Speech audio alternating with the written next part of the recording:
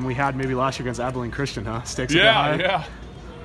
I felt better last year against, we had already won the league, so, But, getting an opponent like this heading into the postseason, that's not a horrible thing for you guys, right?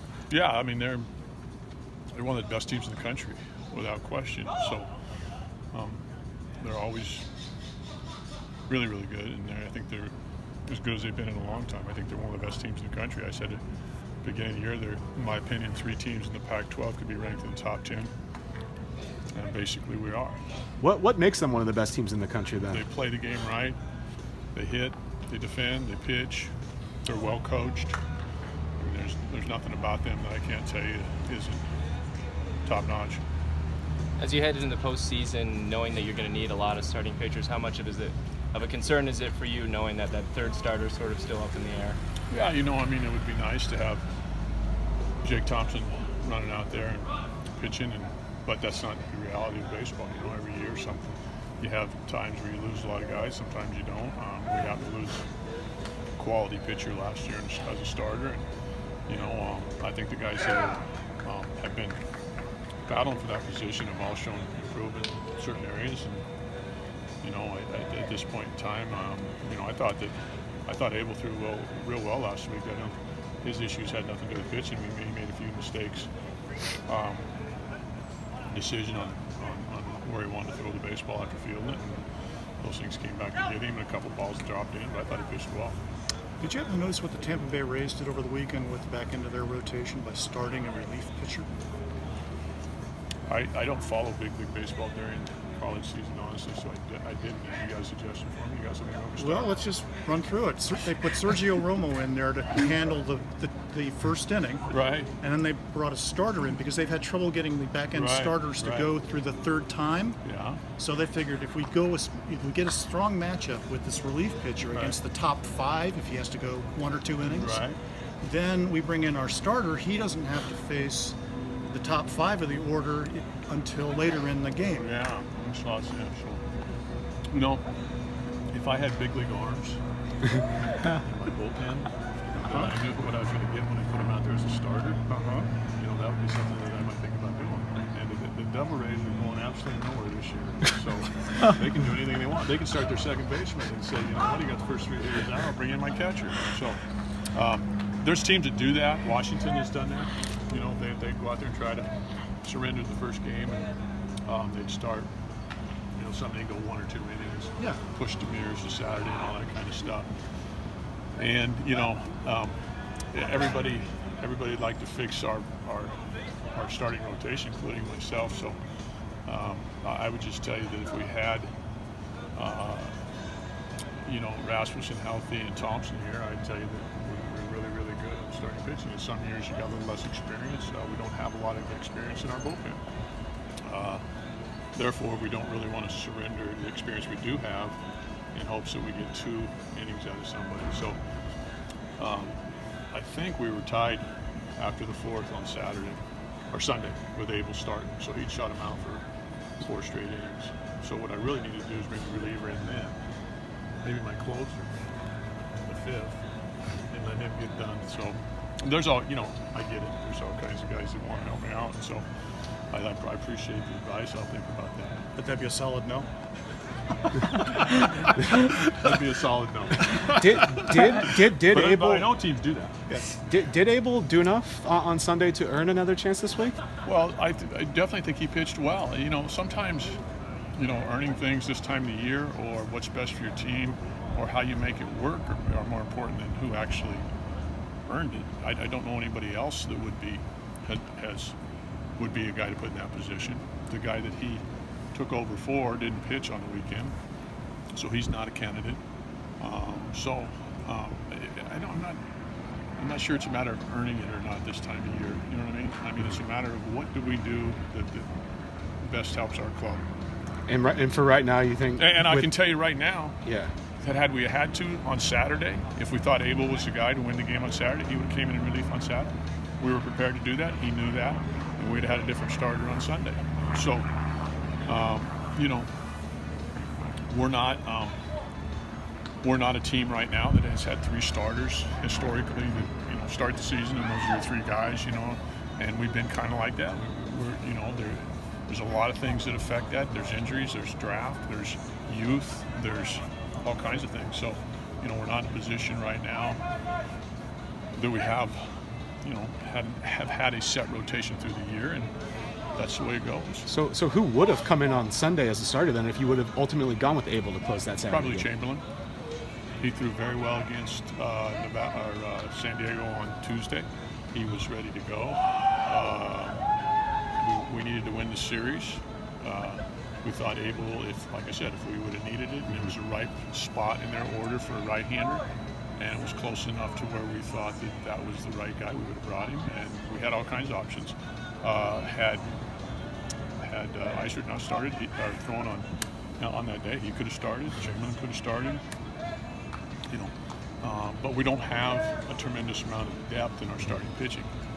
So, like I said, sometimes when you got Wetzler, Fry, and Moore running out there, it's an easy decision. It's Wetzler, Fry, and Moore every weekend, and we don't have that luxury this year because we've had guys battling for positions. We've got some youth, we've got some guys that threw well, and then maybe didn't throw quite as well. So for UCLA, it'll be the same thing. You go Heimlich, Femmel, and then kind of see where that takes you. TBA, yeah, exactly. Pray for rain. No. Spawn's saying to play for never. rain. Come on, you're old enough to understand. I'm definitely old enough. There's no doubt about that. We know that saying. Or it's a good day to play too, right? The flip side of that, have you given any thought at all to where you'd be with this offensive team and without Luke this year? What he's meant to you? Baseball's a funny game, and somebody always emerges in certain situations. If you're put into a situation somebody would have pitched, I really haven't thought about that.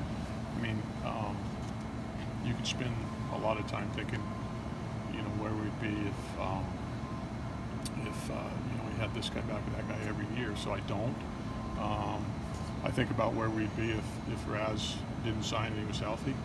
Maybe I think about the good things. I don't think about things that could be negative. And maybe it wouldn't be. Like I said, maybe somebody would have been forced to get into a role. Maybe somebody would have got a lot better. Do I think somebody would have been Luke Heimlich?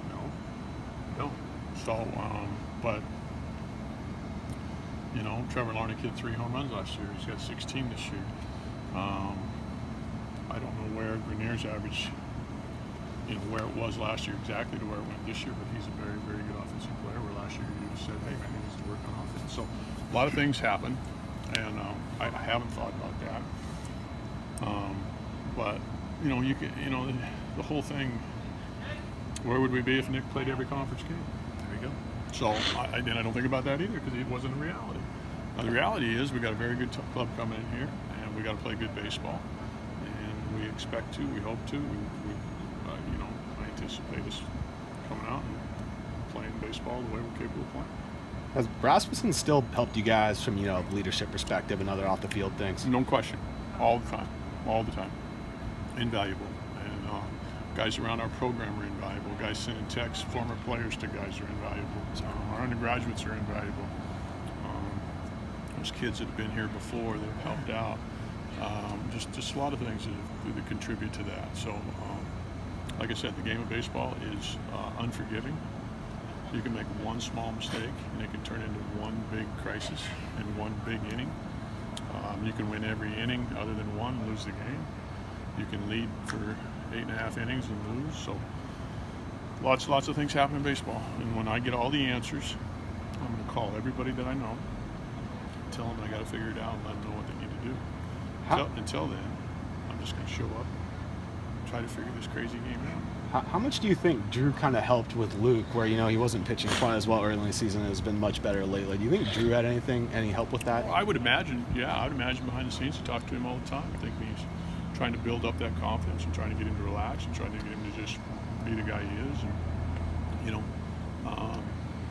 there's so many things that are out there for young kids today. There's so many distractions. We talk about it all the time. There are, we were swarmed by scouts and agents and people, and it's like we were at the baseball world of Disneyland down there.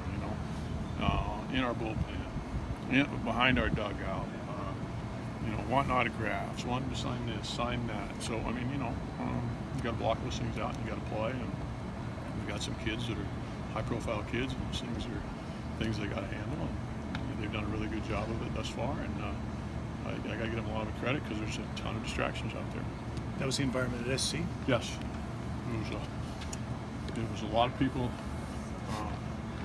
down there. It's an easy place to get to. So it's the last time most of those guys will see all these guys play, as far as going out and making, sure, the organizations. And so it was quite the sight. Saying Femmel might have turned himself into a first-round pick then with how he performed in front of those guys? I would say no. How many guys do you think you'll have drafted? Any idea? I have no idea. How do you deal with the confluence of this? Because you're successful, you keep playing in the postseason, and then the draft happens simultaneously. How do you keep those compartmentalized? Well, I just ask the guys to just play college baseball as long as they can until they don't play anymore, and then they'll realize it becomes a business and that enjoy what you got. And if a opportunity arises that is an opportunity that truly gives you the chance to move to an organization, then you go. If you don't, you come back. And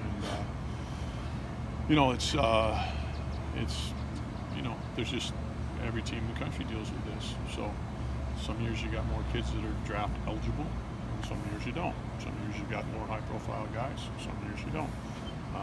So the draft's part of the game, and I don't.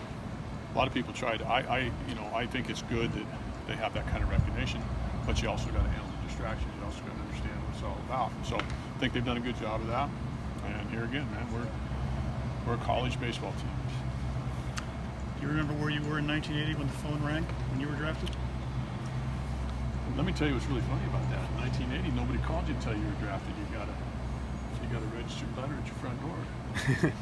Oh, man. So I didn't have a dadgum cell phone. I was damn old. But in 1980, I know exactly where I was at. I was sitting in my house there at 1701 Hoskins Drive, and the door knocked, and I got a note that said I was drafted by the San Diego Padres. A day later? Day of? That could have been 2 days later. Who knows? Were you still playing? Was your season No, still going? we were done. Yeah. We were done. Yeah. So how'd you steal 62 bases without getting caught in college? I'm a thief. I'm really good at running. I was in trouble in high school all the time. I had to run away from you're not supposed to know those kinds of things. And it's better, your base stealing or your jump shot? Well, if they had the three-point line, we could debate about that. But I was told they didn't have the three-point line. I had to move in a little bit, get a little closer. But I didn't play a whole lot of baseball until I got. I loved football and basketball and kind of messed around with baseball in school, and then in the summertime I started playing. After my junior year, I had a coach come in there that really helped me out, so I played summer ball and started to enjoy it. So, but I was one day away from, going and playing football or basketball somewhere else. And I decided to go play baseball. What position in football? In high school, I played tailback and I played linebacker, but I would have been a safety. So I'm a coach. You screw things up long enough, you get the coach. What the hell? You know what I mean?